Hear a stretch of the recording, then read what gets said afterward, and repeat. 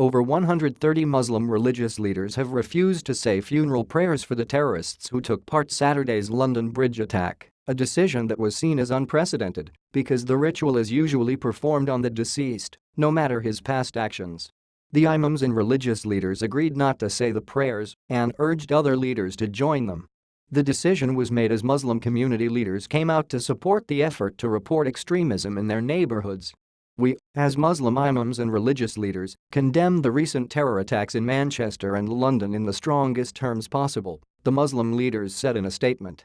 Coming from a range of backgrounds and from across the UK, feeling the pain the rest of the nation feels, we have come together to express our shock and utter disgust at these cold-blooded murders. We are deeply hurt that a spate of terror attacks have been committed in our country once more by murderers who seek to gain religious legitimacy for their actions.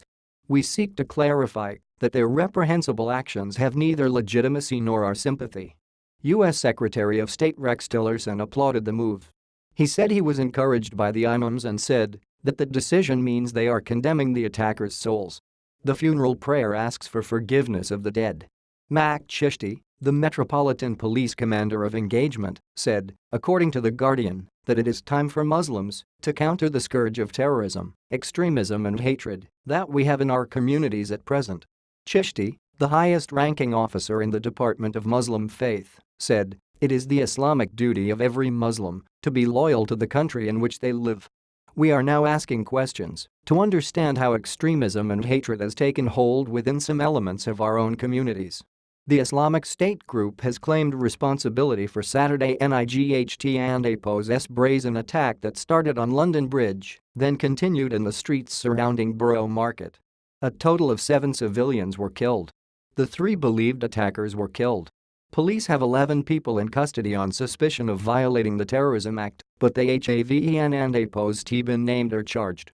Others who had been arrested were released without being charged.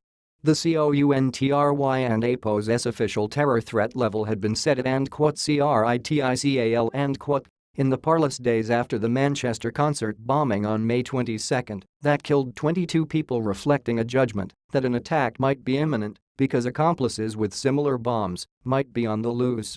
London Mayor Sadiq Khan, who is Muslim, wrote in the London Evening Standard, along with the overwhelming majority of the Muslim population, I am disgusted by this act. I want to send a crystal clear message around the world. The sick and wicked ideology of these evil extremists is no form of Islam that I recognize.